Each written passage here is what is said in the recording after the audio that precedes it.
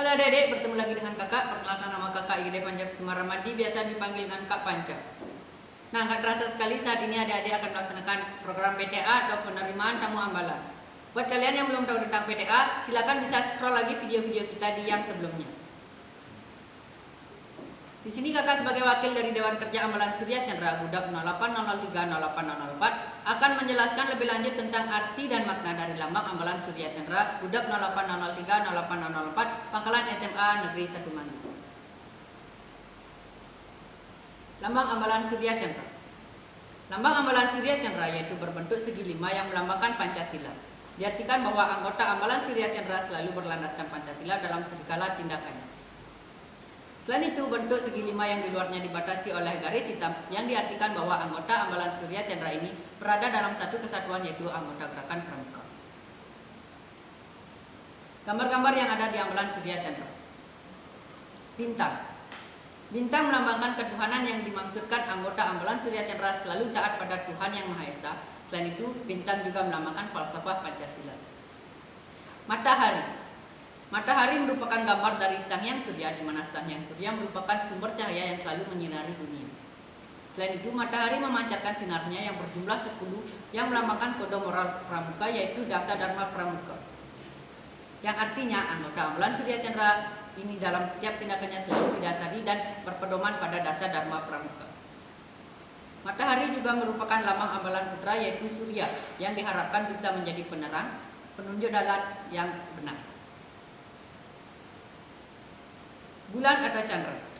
Bulan atau Chandra merupakan lambang Ambalan Putri yang artinya diambil dari nama seorang dewi dari cerita pewayangan.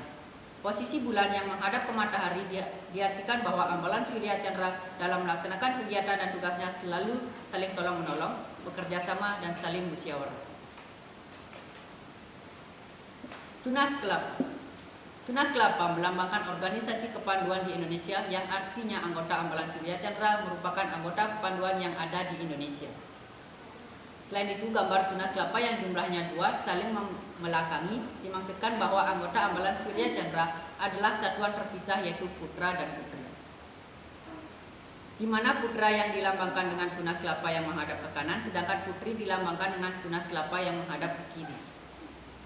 Tunas Kelapa yang menghadap ke kanan diartikan bahwa anggota Ambalan Surya Chandra bisa menjadi orang yang berguna bagi masyarakat luas.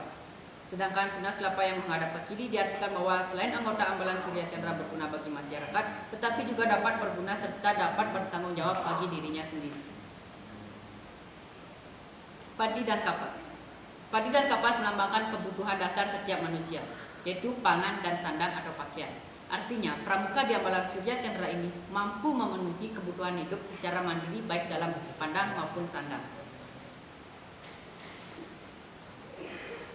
Warna-warna yang ada di dalam Ambalan Surya Chandra. Biru. Warna biru melambangkan kekuatan yang tiada batas, seperti warna biru pada langit atau lautan abadi tanpa batas.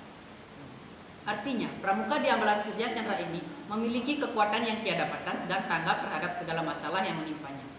Warna biru juga melambangkan kesabaran yang menandakan pramuka di Ambalan Surya Chandra selalu bersifat sabar dalam menghadapi setiap masalah.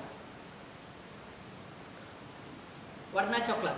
Warna coklat melambangkan warna gerakan pramuka di Indonesia. Selain itu, warna coklat juga diambil dari sejarah seragam pramuka.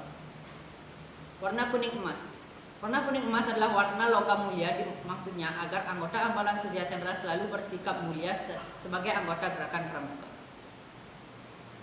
Hitam. Hitam adalah warna kebijaksanaan dan ketenangan yang dimaksudkan agar Ambalan Surya Chandra ini selalu bersikap bijaksana dan selalu tenang dalam menghadapi situasi apapun. Dan terakhir, tulisan Ambalan Surya Chandra.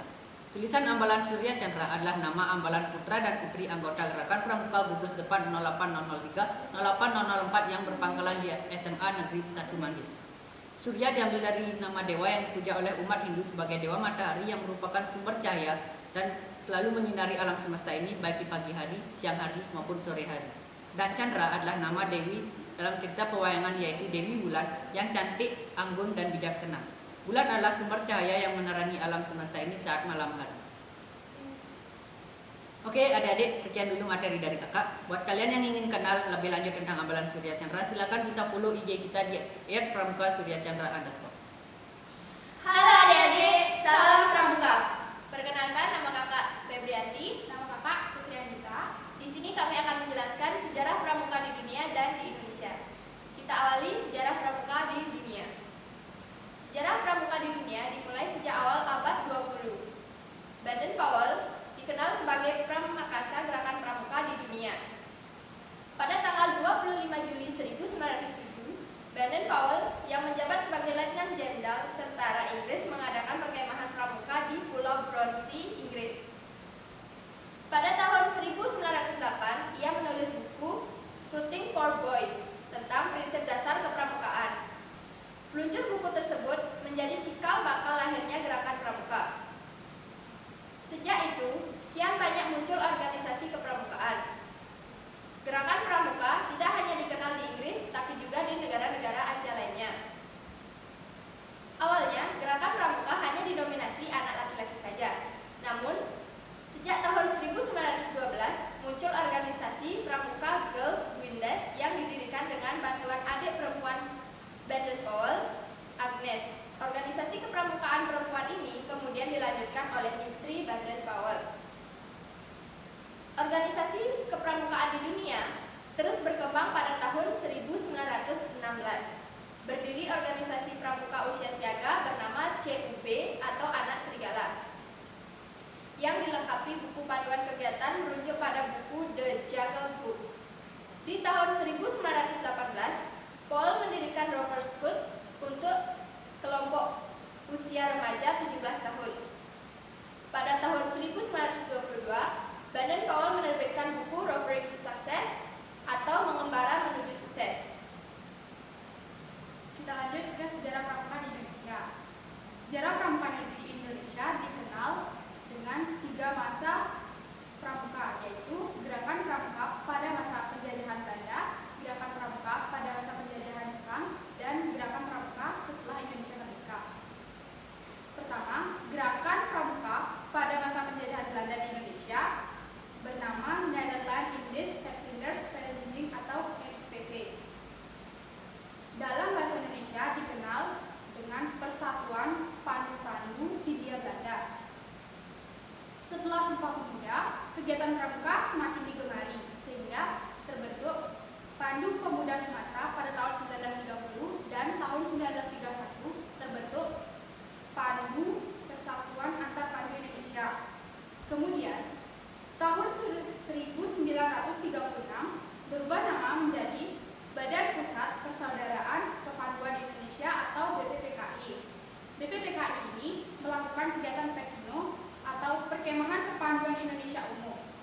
Perkemahan inilah yang menjadi cikal bakal Jambore hingga sekarang. Pada saat penjajahan Jepang, gerakan pramuka masih berjalan dan masih bisa bertahan. Namun, di saat Jepang menyerang kepada Belanda, banyak tokoh kepanduan Indonesia yang ditarik masuk ke Keibondan, Peta, dan Seimundan. Jepang juga melarang berdirinya partai dan juga menganggap gerakan pramuka berbahaya karena dapat meningkatkan persatuan dan kesatuan rakyat. Hal ini tidak menyurutkan tekad kepanduan Indonesia untuk menjalankan Pekino II dalam memperjuangkan kemerdekaan bangsa Indonesia dalam mengusir tentara Jepang.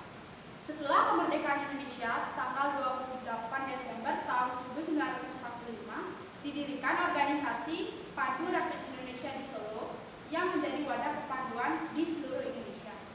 Pada tahun 1961, terdapat 100 organisasi